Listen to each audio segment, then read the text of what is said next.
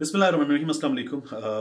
आज इस वीडियो में जो मौजू जिस पर मैं बात करने जा रहा हूँ उस पर बात करना इसलिए ज़रूरी है कि मैं खुद, मेरी दो छोटी छोटी सी बेटियाँ बहुत प्यारी सी, सबको अपने बच्चे बहुत प्यारे होते हैं और उनको देखते हुए, अपने हालात को देखते हुए और जो हमारे इर्द गिर्द जो चीज़ें हो रही हैं उनको देखते हुए मैं कोशिश करता हूँ कि ना करूँ ऐसे मौज़ूआत पे बात, लेकिन क्योंकि वो बहुत पेनफुल होते हैं, बहुत तकलीफ देह होते हैं। जब हम स्टूडियो में बैठे होते हैं, न्यूज़ स्टूडियो में, तब भी अगर ऐसा कोई मौजू सामने आता है तो एक तो मेरे लिए बड़ा पेनफुल होता है, दूसरा मैं कोशिश करता हूँ बड़ा उसको ना बारीकी से, बहुत एहतियात से देखूं, उसकी बहुत सारी चीज़ें मैं न्यूज़ रूम से डिस्कस करूं।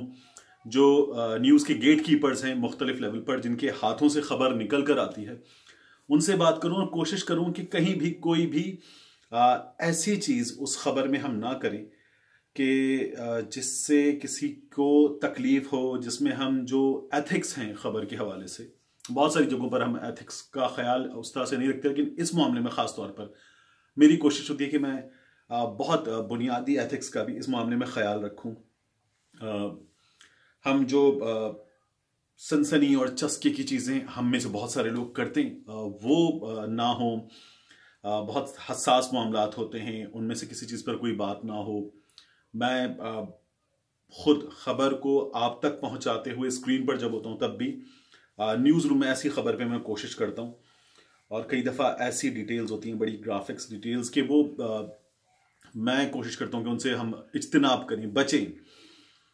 जब आती है कि किसी बच्ची को किसी दरिंदे ने नोच लिया, किसी बच्चे को किसी दरिंदे ने नोच लिया, तो ये हमने इवनिंगर्स में देखा है अपने इस करियर में कि छोटे अखबारों में, शाम के अखबारों में, बहुत सारी जगहों पर लोग बड़ी तकलीफ दे डिटेल्स इश्तिहा के लिए, चस्के के लिए, ऐसी चीज़ के लिए कि जिससे उनको लगता है कि शायद अगर लिखी हुई तो ज़्यादा पढ़ने वाले मिल जाएंगे, अगर नशर हो रही है तो ज़्यादा सुनने वाले, ज़्यादा देखने वाले मिल जाएंगे, ज़्यादा शायद अटेंशन मिल जाएगी। लेकिन मैं कोशिश करता हूँ कि एक हम ब्लर करके चलाएं उस फेस को। मैं तो डिमांड करता हूँ न्यूज़ के जो गेट कीपर्स हैं, जो न्यूज़ रूम इंचार्जेस हैं, उनसे कि उसके जो करीबी अजीज हैं उनके भी हम फेसेस को ब्लर करके चलाएं। कम से कम जो मुतासरा बच्चा, बच्ची है, लड़की है, लड़का है, उसके हम फेस को ब्लर करें, नज़र ना आए, उसकी हम आइडेंटिटी को जितना कंसील कर सकते हैं वो करें, ना चले।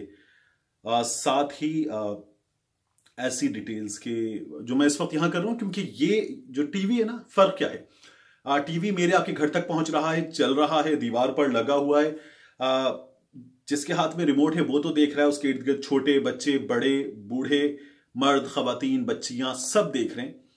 तो टीवी की रीच ये होती है कि वो सब तक पहुंच होता है। मोबाइल फोन मेरे हाथ में है तो मैं देख रहा हूं, अगर हैंड्स फ्री लगी हुई है तो मैं सुन रहा हूं। मोबाइल फोन कई दफा किताब जैसा हो जाता है, आपको जहां चाहा आपने बंद कर दिया। टीवी में वो चीज नहीं होती, उसकी रीच पूरी फैमिली तक एट द सेम टाइम हो रही होती है अक्सर।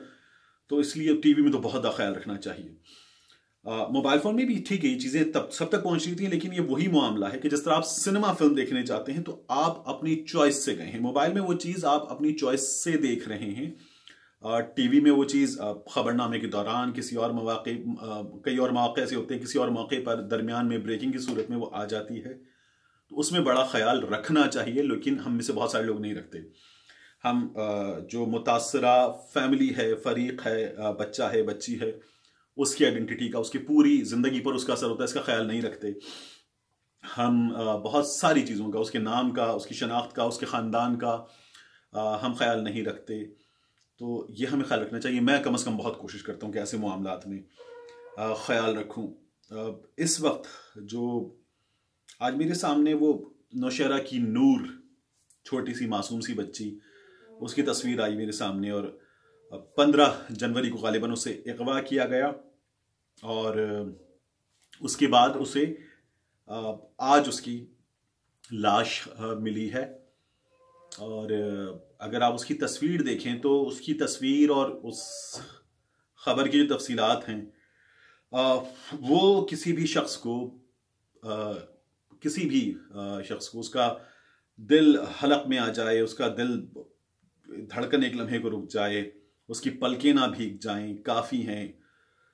इतनी खूबसूरत, इतनी मासूम, इतनी प्यारी वो बच्ची, और उसका चेहरा, उसकी आंखें जिंदगी से भरपूर। और 2 बेटियों का बाप हूं मैं। हम लोग देखते हैं ना, आपकी बच्चियां होती ही परियों जैसी हैं, बहुत खूबसूरत। फूल, ये जो लफ्ज है ये इस्तियारे भी कम है। उसे अगवा किया गया, रेप कर दिया गया, उसके बाद उसे गला दबाकर मार दिया गया। इंग्लिश में वहां लिखा होता है स्ट्रैंगल्ड टू डेथ। कैसे कोई शख्स ये कर लेता है, ये सवाल बार बार हमारे जहन में आता है। वो कसूर की ज़ैनब हो, दुआ हो, ये बच्ची नूर हो, मुख्तलिफ ऐसे वाक़यात। वो बच्चे जो मदरसे में जाते हैं, कारी साहिबान उनके साथ ज़्यादती करते हैं, 100 बार करते हैं, उनकी आंखों से खून के आंसू आ जाते हैं। इन बदबख्तों की, बेगैरतों की, बेशर्मों की आंखों से आंसू नहीं आते। अच्छा, ये चीज़ें बार बार सामने आती रहती हैं, और हम कहते हैं कि ये बेशर्म हैं, बेगैरत हैं, इंसान नहीं हैं, दरिंदे हैं, भेड़िए हैं, मुख्तलिफ लफ्ज़। इनसे तो सवाल नहीं हो सकता। इनसे तो जैसे निमटना चाहिए वैसे हम निमट भी नहीं रहे। ये जो सवाल है मेरा, ये मेरा उनसे है कि जिन्हें हम अपने कानूनदान कहते हैं। ये जो सवाल है मेरा, ये उनसे है कि जिन्हें हम इंसाफ के रखवाले कहते हैं, जिन्हें हम जजेस कहते हैं, जिन्हें हम पार्लियामेंटेरियंस कहते हैं।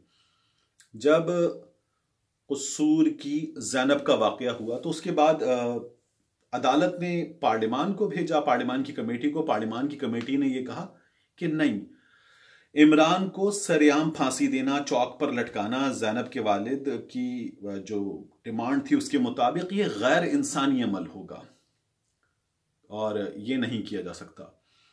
तो उसे वैसे ही फांसी दे दी गई। ये जो कर लेते हैं बच्चों के साथ, ये इंसानी अमल होता है। ये जो इतने इतने से बच्चों को अपनी हवस का निशाना बनाते हैं, दरिंदगी का निशाना बनाते हैं, मार डालते हैं, ये इंसानी अमल होता है। इसी मुल्क में हमने ऐसी खबरें देखी हैं कि 1 साल से कम उम्र बच्चियों को उनके पड़ोसी दरिंदे ने घर में घुसकर अपनी हवस का निशाना बना दिया। 2-3 साल की बच्चियों को उठाकर निशाना बना दिया हवस का। हमने रिकंस्ट्रक्टिव सर्जरी जैसी टर्म्स देख ली हैं, और उसके बावजूद उसके बाद ज़ैनब की खबर की जिस तरह से डिटेल्स आई थी कि वो बच्ची कूड़े के ढेर पर से उसका फूल के जैसा जिस्म जो है वो मिला। वहाँ उस बदबख्त ने, उसे जहन्नुम से भी बुरी कोई जगह होनी चाहिए जहाँ उसे जगह मिले, कि वहाँ जहाँ उसे उस घर में, उस खंडर में रखा हुआ था, उस खंडर में जब ज़ैनब का उसकी बॉडी का एग्जामिन किया गया उसे, तो पता ये चला कि उसके जबड़ों में से सड़ा हुआ खराब जो था खाना, चावल थे जो एक टीन के डब्बे में उस कचरे में पड़े हुए थे। वो अगर वहाँ 1 से 2 दिन रही थी तो वो उसके मैदे से, उसके जबड़े से, उन जगहों से मिले हैं। ये इंसानी अमल है। इनको मार देना, मार के लटका देना, ये गैर इंसानी अमल होगा जो लोग कर रहे हैं। तो वो बताएं ना, क्या ये इंसानी अमल है? इन बच्चियों को नोच लेना, इनको मार देना, क्या ये इंसानी अमल है? ये चीज आपको इनको फांसी देने पर, लटका देने पर, पब्लिक हैंगिंग पर मजबूर नहीं कर रही। क्या ये इंसानी अमल है? मतलब इन्हें निशाने इबरत ना बनाना, क्या ये ना बनाना निशाने इबरत, क्या ये इंसानी अमल है? आप कैसे ये कर सकते हैं कि ऐसे लोगों को निशाने इबरत ना बनाएं? क्या ये निशाने इबरत ना बनाना इंसानी अमल है? आप देखें, वो छोटे छोटे से बच्चों को अपनी हवस का निशाना बनाते वक्त उनके मुंह पर हाथ रख दें, उसमें उनका दम निकल जाए और वो बेशर्म कहीं के वो अपनी ये दरिंदगी जारी रखें, ये इंसानी अमल है? आपका ये ना करना और इन वाकयात का मुसलसल होना, ये गैर इंसानी अमल है।